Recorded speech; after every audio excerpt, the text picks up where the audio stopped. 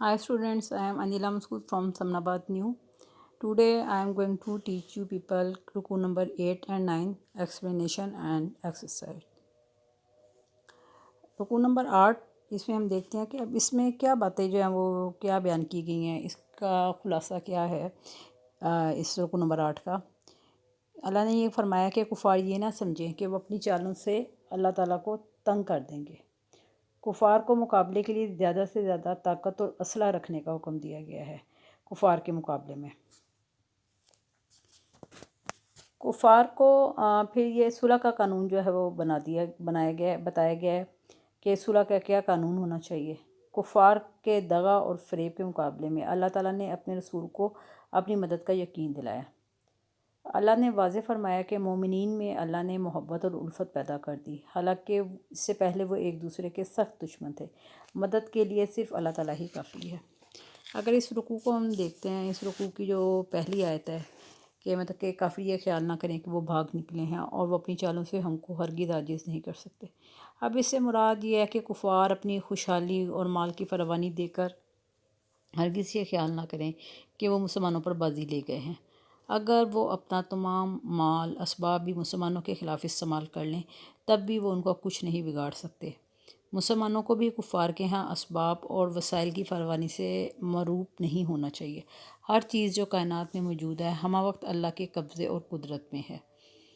फिर दूसरी इसकी आयत नंबर जो 60 है उसमें है कि जहाँ तक हो सके फ़ौज की जमीयत के ज़ोर से और घोड़ों के तैयार रखने से उनके मुकाबले के लिए तैयार रहो। इससे अल्लाह के दुश्मनों और तुम्हारे दुश्मनों और उनके सिवा और लोगों पर जिनको तुम नहीं जानते लेकिन अल्लाह जानता है हैबत बैठी रहेगी, और जो कुछ तुम राह खुदा में खर्च करोगे उसका तुम्हें पूरा पूरा सवाब दिया जाएगा और तुम्हारा ज़रा भी नुकसान नहीं किया जाएगा। अब यहाँ घोड़ों से मुराद क्या है?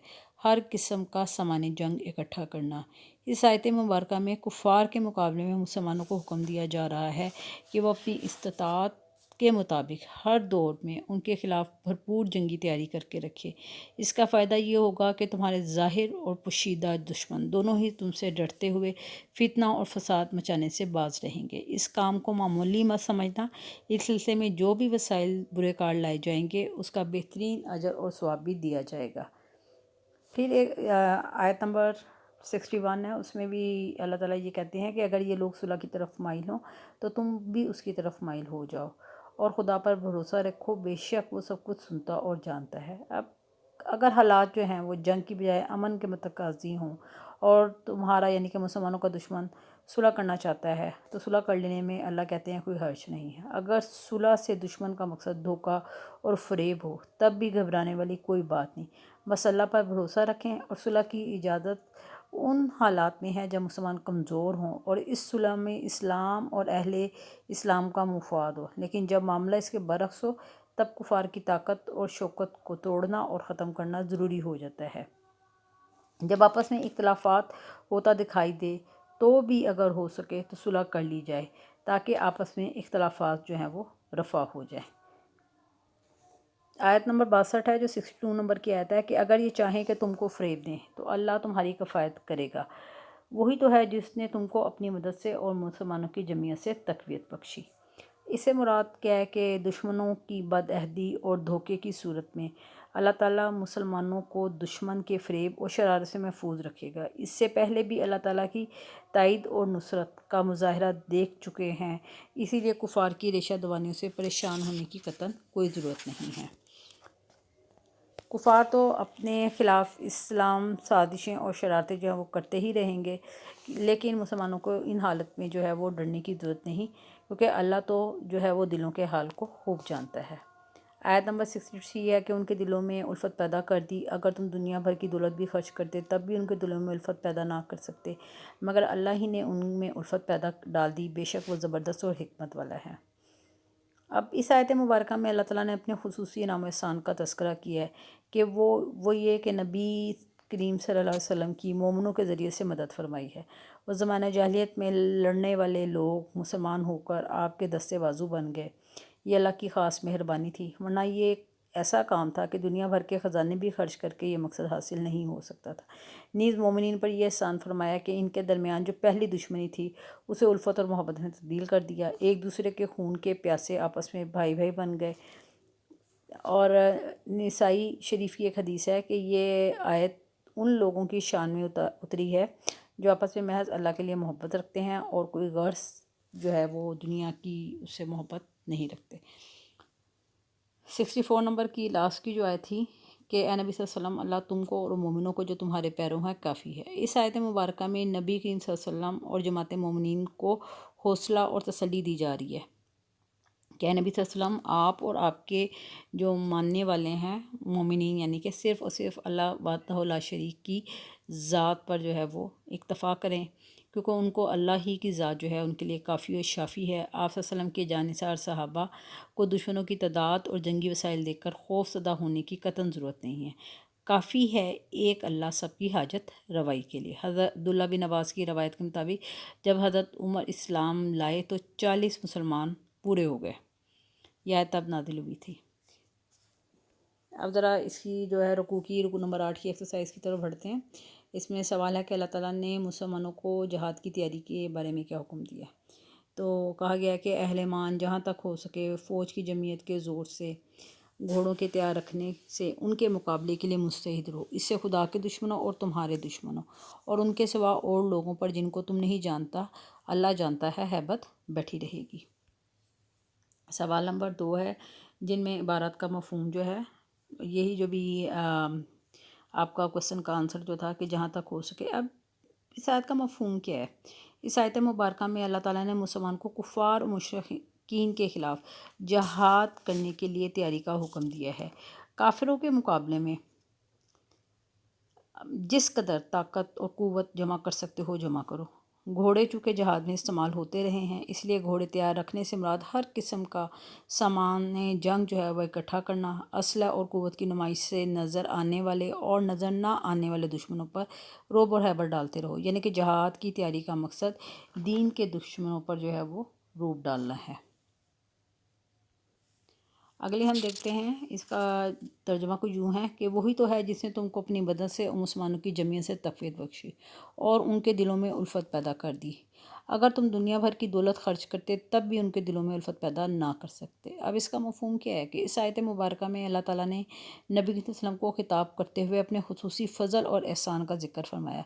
اللہ تعالیٰ نے اپنی مدد سے اور مومنین کے ذریعے آپ صلی اللہ علیہ وسلم کو قوت بخشی اور مومنوں کے دلوں میں باہمی محبت محض اللہ تعالیٰ کی مہربانی سے پیدا ہوئی، ورنہ دنیا بھر کی دولت بھی خرچ کر کے ان کے دلوں میں محبت اور الفت پیدا نہیں کی جا سکتی تھی۔ لاسٹ کی جو انہوں نے ایک مفہوم دیا ہوا ہے، اس کا ترجمہ کو یوں ہے کہ اے نبی صلی اللہ علیہ وسلم، اللہ تم کو اور مومنوں کو جو تمہارے پیروں ہیں کافی ہیں۔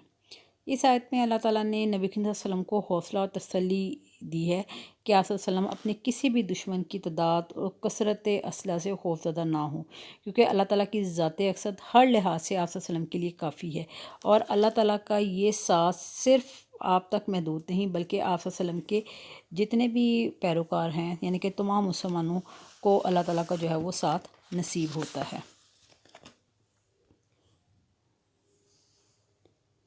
اور پھر یہ بھی کہا گیا کہ اگلی ایک اور ہمارے سامنے یہاں پہ آپ سلائڈ پہ دیکھ رہے ہوگے کہ ان لوگوں جیسے نہ ہو جانا جو اتراتے ہوئے، یعنی کہ حق کا مقابلہ کرنے کے لیے، لوگوں کو دکھانے کے لیے اور لوگوں کو خدا سے رستے سے روکتے ہیں، جو اعمال یہ کرتے ہیں خدا ان پر احاطہ کیے ہوئے۔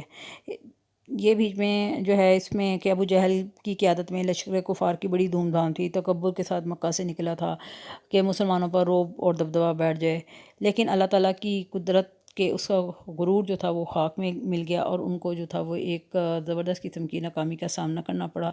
تو یہ جو ہے تکبر و غرور سے جو ہے وہ اجتناب کرنے کا اللہ تعالیٰ نے حکم دیا، کیونکہ ہر چیز جو ہے وہ اللہ تعالیٰ کے قبضے میں ہے۔ اب رکوع نمبر 9 جو ہے اس کی طرف بڑھتے ہیں۔ اب رکوع نمبر 9 جو ہے اس کے خلاصے میں تھوڑی سی آپ کے ساتھ باتیں جو ہیں وہ شیئر کرتی چلوں کہ مومنین کو جہاد پر ابھارنے کے لیے ترغیب دی گئی ہے، کہ مومنوں کو کہا گیا کہ زیادہ سے زیادہ مومنوں کو جو ہے وہ جہاد کے لیے جو ہے نبی صلی اللہ علیہ وسلم سے کہا گیا کہ ان کو مرغوب کریں، ان کو ترغیب دیں۔ پھر بدر کے جنگی قیدیوں کے لیے فدیے پر اللہ تعالیٰ نے ناراضگی کا اظہار فرمایا، اور پھر ایک جو ہے مال غنیمت کو جو ہے وہ اللہ تعالیٰ نے حلال طیب قرار دیا۔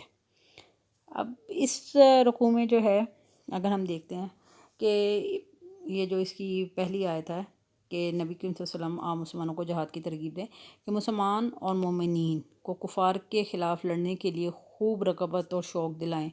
چنانچہ اس کے مطابق نبی کریم صلی اللہ علیہ وسلم جنگ سے پہلے صحابہ کرام کو خوب جہاد کی ترغیب دیتے، فضائل بیان کرتے۔ پھر مسلمانوں کو یہ بشارت دی گئی کہ تمہاری ثابت قدمی سے لڑنے والے 20 مجاہدین 200 پر اور 100 مجاہدین 1000 کفار پر غالب رہیں گے، اسی لیے مسلمان اگر تھوڑے بھی ہوں تب بھی انہیں گھبرانا نہیں چاہیے۔ پھر اس میں جو اگلی آیت ہے کہ اب خدا نے تم پر سے بوجھ ہلکا کر دیا اور معلوم کر لیا کہ تم میں ابھی کسی قدر کمزوری ہے، پھر بس اگر تم میں سے 100 ثابت قدم رہنے والے ہوں گے تو 200 پر غالب رہیں گے، اور اگر 1000 ہوں گے تو اللہ کے حکم سے 2000 پر غالب رہیں گے۔ اللہ تعالیٰ ثابت قدم رہنے والوں کو بتاتا۔ اب اس آیت کا مفہوم اگر ہم دیکھتے ہیں کہ اس آیت مبارکہ میں اپنے والے پہلے حکم میں تخفیف فرما دی ہے، یعنی کہ 1 اور 10 کا تناسب کم کر کے اور 2 کا تناسب کر دیا، یعنی اس تناسب پر کفر کے سامنے ثابت قدم رہنا ضروری ہے۔ میدان جنگ سے بھاگنا حرام ہے، اگر کفار دگنی تعداد سے زیادہ ہوں تو تب بھی بھاگنا حرام ہے، لیکن لڑنا اور جمع رہنا ہی افضل ہے۔ اس کے ساتھ ساتھ صبر بہت ضروری ہے۔ اللہ تعالیٰ کی مدد اور حمایت حاصل کرنے کے لیے اس کی اہمیت اور بھی بڑھ جاتی ہے، اور ایک مسلمانوں کو 2 مخالفوں کے مقابلے میں ضرور ثابت قدم رہنا چاہیے، اور اس آیت میں یہ تاکید کی گئی ہے مسلمانوں کو۔ پھر اگلی ہم دیکھتے ہیں کہ نبی کو شایان نہیں کہ اس کے قبضے میں قیدی رہیں جب تک کہ کافروں کو قتل کر کے زمین میں خون نہ بہا دیں۔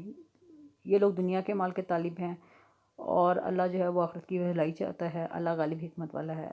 اب اس کا کیا مفہوم ہے؟ اس میں یہ ہے کہ جنگ بدر کے قیدیوں کے بارے میں احکام واضح نہیں ہوئے تھے کہ ان کو قتل کر دیا جائے یا فدیہ لے کر چھوڑ دیا جائے۔ جواز کی حد تک دونوں ہی باتوں میں گنجائش موجود تھی۔ پھر یہ تھا کہ کفر کی قوت شوکت توڑنے کے لیے ان قیدیوں کو قتل کرنا ضروری ہے۔ حضرت ابو بکر وغیرہ کا مشورہ تھا کہ فدیہ لے کر انہیں چھوڑ دیا جائے تاکہ اس مال سے آئندہ جنگ کے لیے تیاری کی جائے۔ چنانچہ اسی رائے کو نبی صلی اللہ علیہ وسلم نے بھی پسند فرماتے ہوئے قبول کر لیا۔ اس پر آیت نازل ہوئی کہ اس سے مراد یہ ہے کہ کافروں کی خون ریزی کر کے کفر کی قوت کو توڑنا ضروری ہے۔ یہ مناسب نہیں ہے کہ کفار کی اچھی طرح خون ریزی کیے بغیر ان کو قیدی بنا کر جو ہے وہ چھوڑ دیا جائے۔ پھر اس میں ایک آیت ہے کہ اگر اللہ کا حکم پہلے نہ ہو چکا ہوتا تو جو فدیہ تم سے لیا اس کے بدلے تم پر بڑا عذاب نازل ہوتا۔ پھر اس آیت میں مفسرین کے مطابق لکھی ہوئی بات سے مطلب کہ مال غنیمت حلت مراد ہے، یعنی کہ یہ پہلے سے ہی لکھ دیا گیا تھا، مسلمانوں کے لیے مال غنیمت حلال ہوگا، اسی لیے تم نے فدیہ لے کر ایک جائز کام ہی کیا ہے۔ اگر ایسا نہ ہوتا تو فدیہ لینے کی وجہ سے تمہیں عذاب عظیم پہنچتا۔ بعض مفسرین نے اس سے مراد یہ ہے کہ اہل بدر کی مغفرت بھی مراد لی ہے۔ حضرت عبداللہ بن عباس کے مطابق آیت کی تفسیر یہ ہے کہ اللہ تعالیٰ لوح محفوظ میں پہلے ہی یہ لکھ چکا تھا کہ اس امت کے ہاتھ بہت سے اعمال لگے گا اور یہ ان کے واسطے حلال ہوگا۔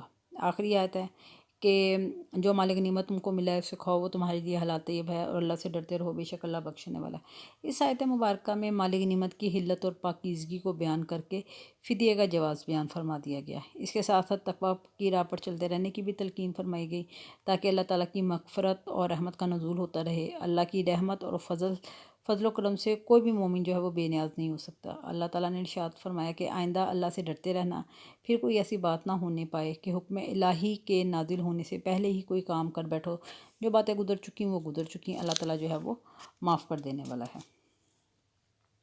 ایکسرسائز دیکھتے ہیں۔ اس میں جو ہے اللہ تعالیٰ نے جو ہے مسلمانوں کو جہاد پر ابھارنے کے لیے کیا ترغیب دی ہے، وہی جو ہے اس میں آپ آیت کا جو ہے وہ ترجمہ لکھ سکتے ہیں کہ نبی صلی اللہ علیہ وسلم مسلمانوں کو جہاد کی ترغیب دو، اگر تم میں سے 20 آدمی ثابت قدم رہنے والے ہوں گے تو 200 کافروں پر غالب رہیں گے، اور اگر 100 ثابت قدم رہنے والے ہوں گے تو 1000 کافروں پر غالب رہیں گے، اسی لیے کہ کافر ایسے لوگ ہیں جو کچھ سمجھ بھی نہیں رکھتے۔ عبارت کا مفہوم ہے، اس کا ترجمہ کچھ یوں ہے کہ نبی صلی اللہ علیہ وسلم کو شایان نہیں کہ اس کے قبضے میں قیدی رہیں جب تک کافروں کو قتل کر کے زمین میں کثرت سے خون نہ بہا دیں۔ تم لوگ دنیا کے مال کے طالب ہو اور اللہ آخرت کی بھلائی چاہتا ہے۔ اس آیت مبارکہ میں غزوہ بدر کے قیدیوں کے متعلق یہ جو تھی وہ آیت نازل ہوئی تھی۔ نبی کریم صلی اللہ علیہ وسلم نے غزوہ بدر کے قیدیوں کے متعلق مشورہ لیا تو حضرت ابو بکر نے رائے دی کہ فدیہ لے کر چھوڑ دیا جائے، حضرت عمر نے رائے دی کہ قتل کر دیا جائے۔ نبی کریم صلی اللہ علیہ وسلم نے فدیہ لے کر چھوڑنے کا فیصلہ کیا تو یہ آیت مبارکہ نازل ہوئی، جس سے مندرجہ ذیل فوائد حاصل ہوتے ہیں، مطلب کہ زمین میں اچھی طرح خون بہائے بغیر کفار کو قیدی بنا لینا نبی صلی اللہ علیہ وسلم کی شایان شان نہیں۔ دوسری بات کہ اللہ تعالیٰ نے قیدیوں کا فدیہ یعنی کہ دنیاوی مال لینے کے عمل کو نامناسب قرار دیا، اور تیسرا یہ کہ اللہ چاہتا ہے کہ مسلمان آخرت کی طرف توجہ دیں اور آخرت کے جو ہے وہ طلبگار بن جائیں۔